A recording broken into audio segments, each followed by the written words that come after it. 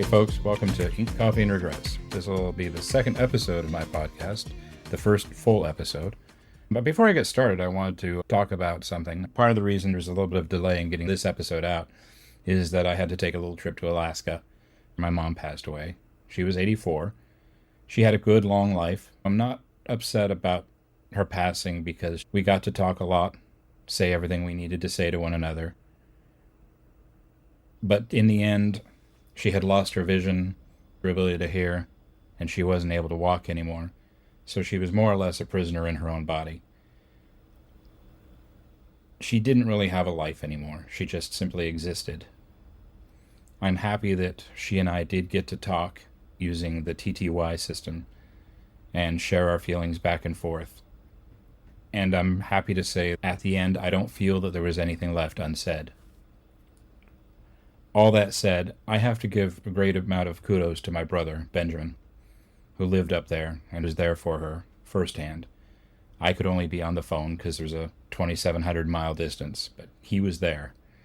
He helped her. He did what he could for her.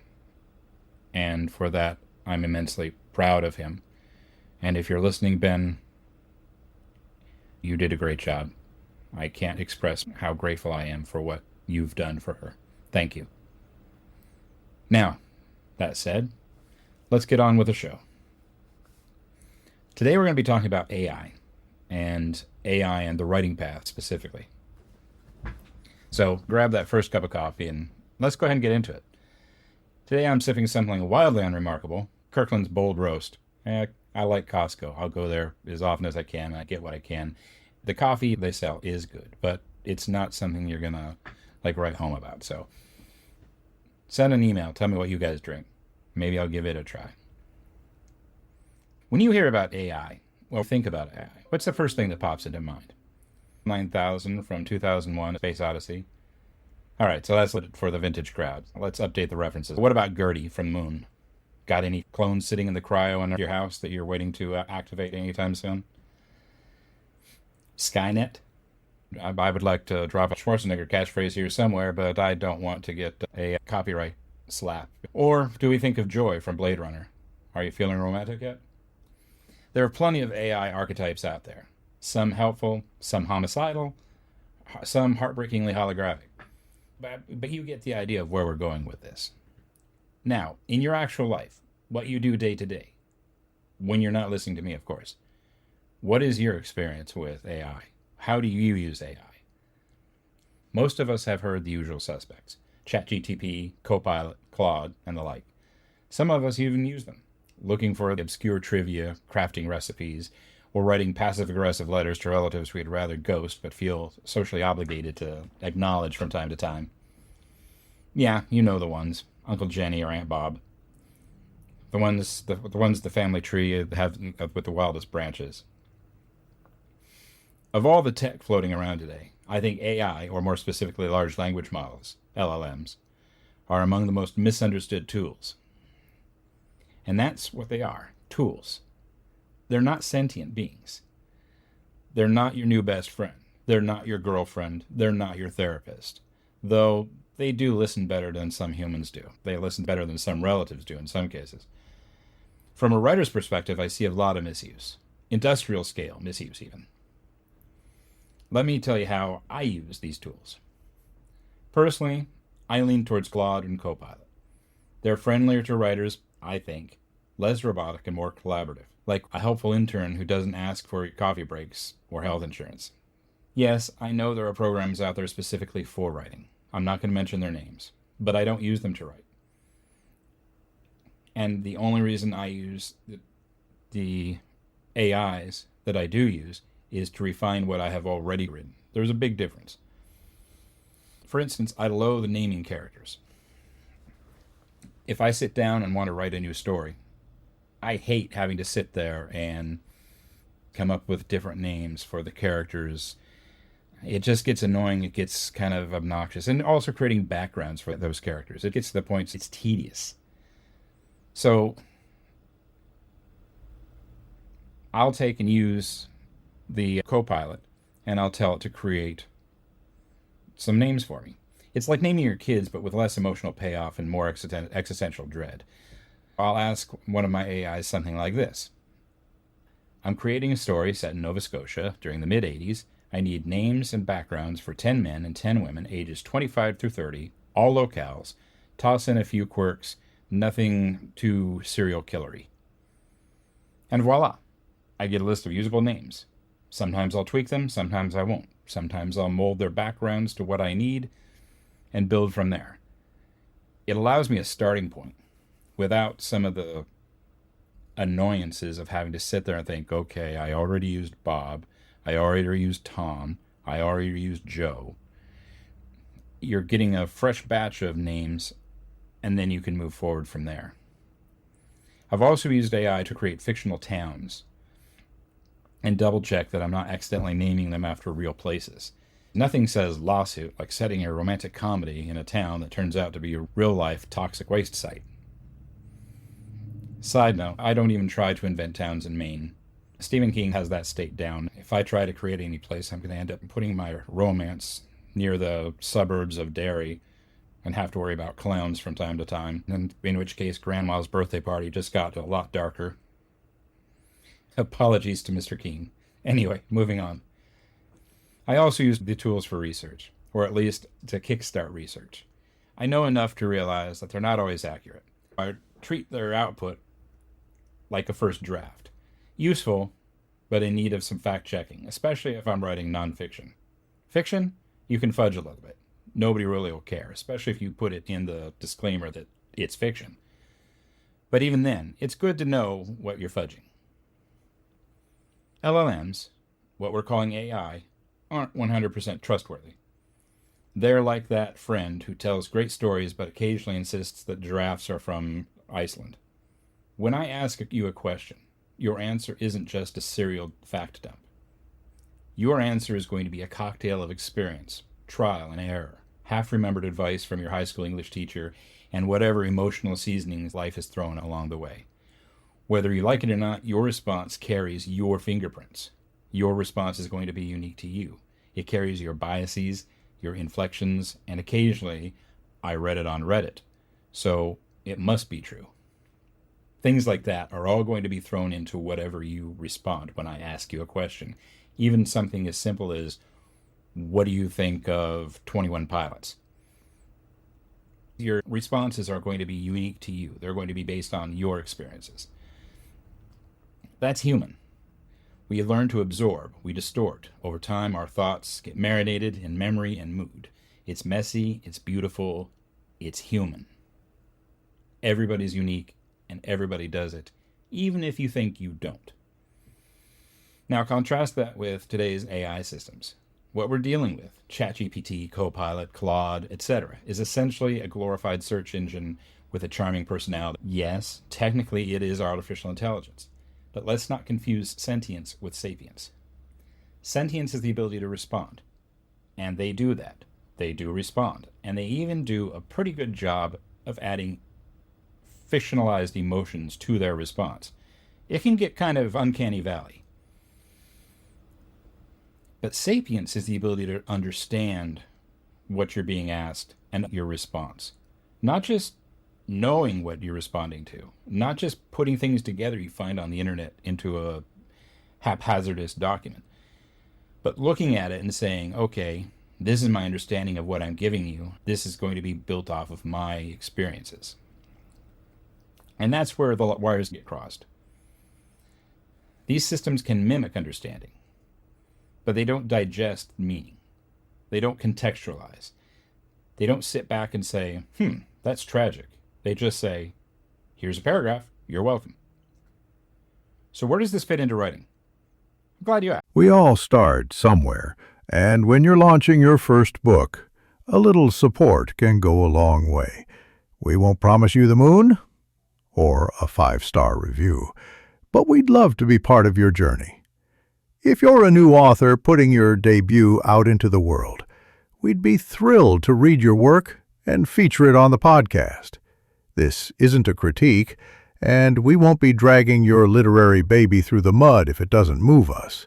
Instead, we'll introduce you, share your book with our listeners, and talk about it in a thoughtful, objective way, highlighting what makes it unique and where folks can find it.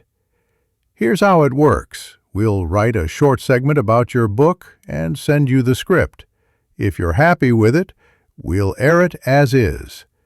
If it's not quite your cup of tea, no hard feelings. We'll thank each other for the time and move on. Sound good? Drop me a line at booktalk@inkcoffeeandregrets.com. We can't wait to hear from you and to help your words find their way into the world. Pour yourself another cup of coffee, preferably something stronger than Kirkland, and let's get into it. There's no doubt that AI can write a novel. People are doing it all the time. Short stories, essays, papers, you name it. The machines are churning out things like literary sausage. You see it all the time now.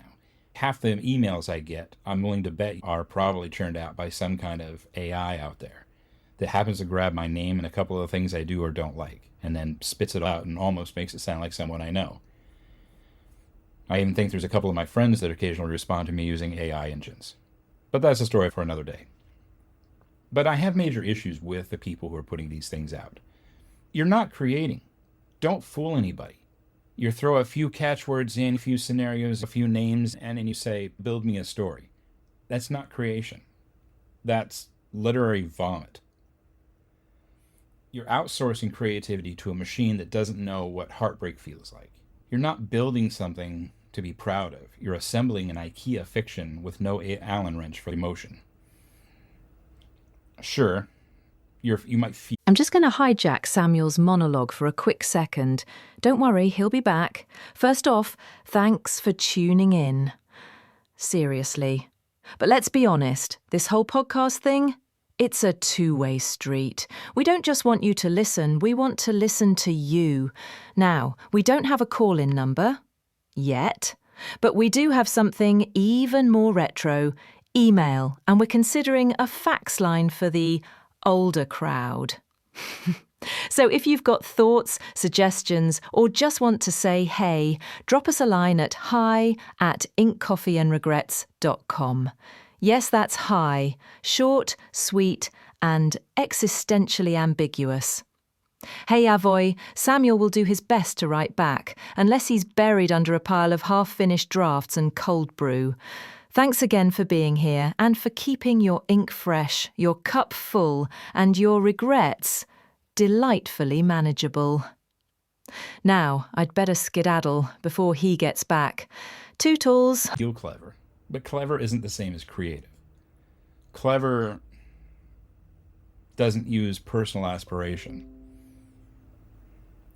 You didn't wrestle with the plot. You didn't agonize over character arcs. You didn't even cry when your protagonist made a terrible decision and had to pay a price. You didn't kill your darlings. You just clicked generate. Your characters, typically flat. Your dialogue, functional but no depth. It's like looking at a flat surface. It's like reading microwave manual instructions.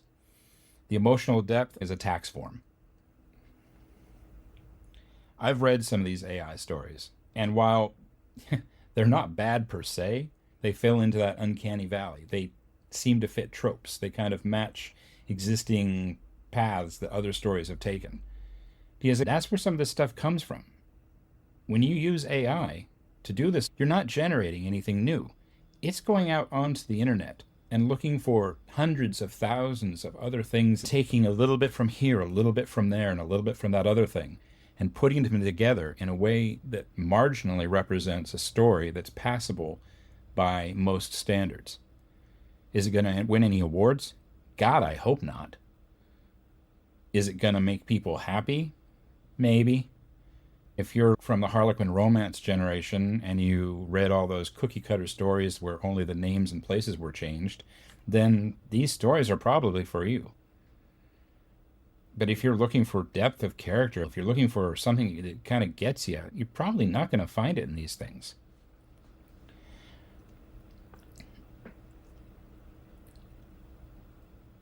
If you're a writer, or even you're just dabbles in writing, you probably know what I mean about some of the stuff I've been talking about.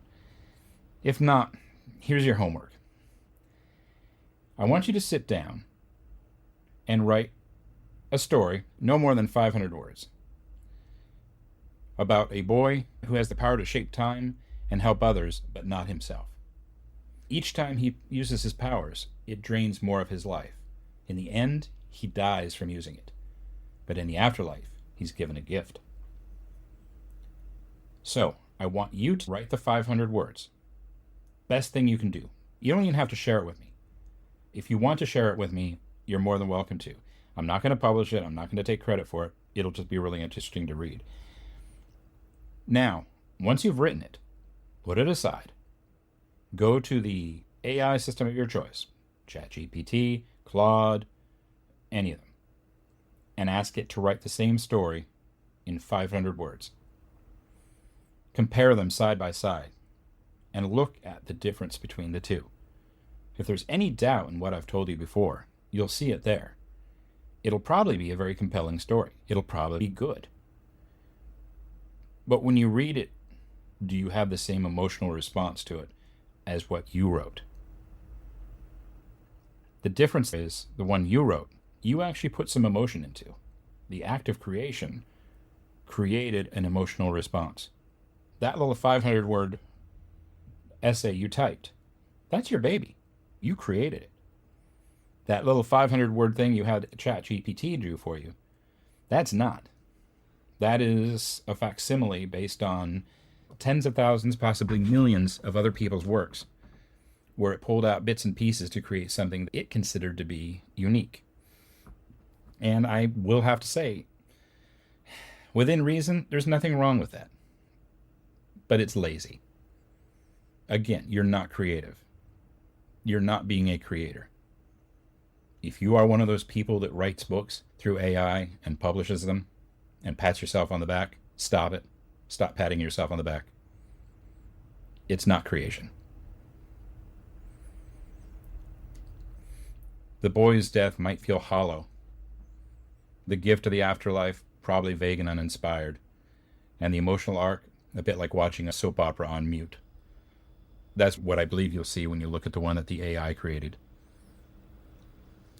Have someone you know read both and see if they can tell which is the AI generated item and which is your creation. Don't give them any hints. Just hand them both pieces of paper and have them read it. I think you might be surprised, especially if you give it to someone who really enjoys reading. It's like that scene in The Fly, the Jeff Goldblum movie. Probably some of you listening to this are too young to have ever seen that. Seth Brundle realizes that the reason his machine isn't letting him teleport humans or living flesh is because the machine doesn't know how the skin feels when you pinch the cheeks. It's hard for me to explain that scene, but it's a good movie. You should rent it or take a look at it. The same with AI writing. It doesn't feel the story. It doesn't mourn the characters if you kill them. It doesn't feel sad when people break up. It doesn't have any grounding for the emotions that you have to put into the story to convey what you're saying. AI doesn't grieve. It just deletes. Somebody told me that and I loved it, so I'm going with it. That said, AI writing isn't all bad. I have used it to create technical manuals before, because in my real life, I'm an IT person. Knock yourself out with it if you're doing stuff like that. Honestly, who wants to write that stuff? Okay, fine, I do. But I've been doing technical writing longer than some of you listening have even been alive, and I find it oddly satisfying. There's something beautiful about clarifying, about helping someone fix a thing without wanting to scream. But even then, it gets monotonous, and an AI can help with that. I know AI is here to stay, and I accept that. I probably will be reading machine-made fiction for years to come. I'll keep writing my own work, powered by the old Mark I brain, as long as it still fires, and the hands still type, and the eyes still squint at the screen. Just remember, what I do is creation. If you write, what you do is creation. Creation is something that is still a human trait, something you and I do. What AI does is simulation. If you use an AI to write for you, you're not creating. You're just using a tool to do something you haven't learned to do yourself. And everybody knows how to do it. They just don't choose to. I always tell people, everybody has one book in them.